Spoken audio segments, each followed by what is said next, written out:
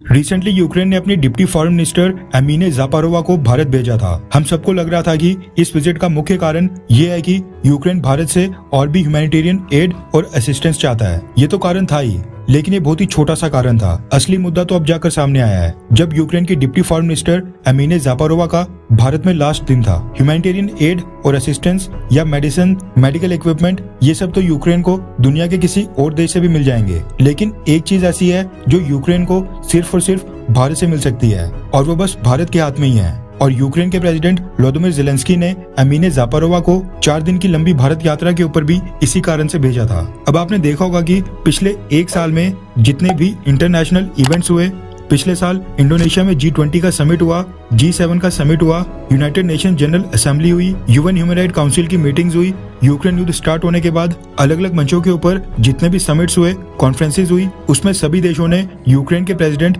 Vladimir Zelensky को भी बुलाया था।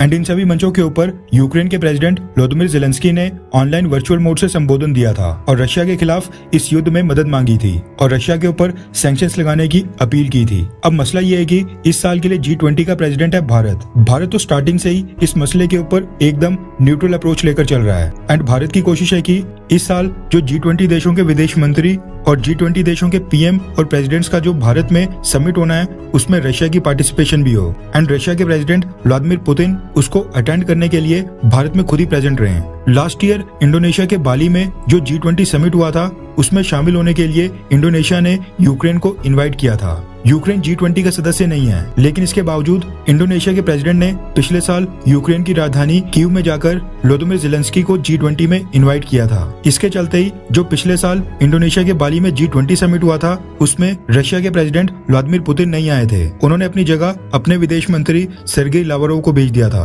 अब हुआ क्या कि इस साल सेम सिचुएशन भारत के सामने भी आ गई है। यूक्रेन क्योंकि G20 का मेंबर नहीं है, इसलिए दुनिया का कोई भी देश भारत को यूक्रेन को इनवाइट करने के लिए बाध्य नहीं कर सकता है। एंड ये चीज यूक्रेन को भी पता है, इसलिए यूक्रेन की डिप्टी फॉरेन मिनिस्टर एमिने ज़ापारोवा ने भारत आकर मोदी सरकार से अपील की है कि इस साल का जो G20 समिट भारत होस्ट कर रहा है, उसमें यूक्रेन के प्रेसिडेंट व्लादिमीर ज़ेलेंस्की को भी इनवाइट किया जाए। और इस साल के लिए जो भारत एजेंडा तय कर रहा है, यानी जो एजेंडा भारत को तय करना है, उसमें यूक्रेन ने भारत से आग्रह किया है कि उस एजेंडा में यूक्रेन युद्ध को भी शामिल किया जाए। यूक्रेन चाहता है कि भारत अपने यहाँ पर होने वाली G20 की मीटिंग में व्लादिमीर ज़ेलेंस्की को अपना प्रोपेगेंडा फैलाने के लिए स्टेज दे, ताकि व्लादिमीर ज़ेलेंस्की रशिया की आलोचना करें। एंड जब सारे देशों के पीएम और प्रेसिडेंट्स यहाँ पर बैठे हों, वो ग्लोबल वार्मिंग, क्रूड ऑयल और यूएन में रिफॉर्म्स के इश्यूज के बीच यूक्रेन युद्ध के ऊपर भी चर्चा करें। अब ये पूरी तरह से भारत के ऊपर निर्भर करता है कि क्या भारत व्लादिमीर ज़ेलेंस्की को इनवाइट करेगा, और क्या जो भारत में G20 की मीटिंग होनी है, उसका जो एजेंडा होगा,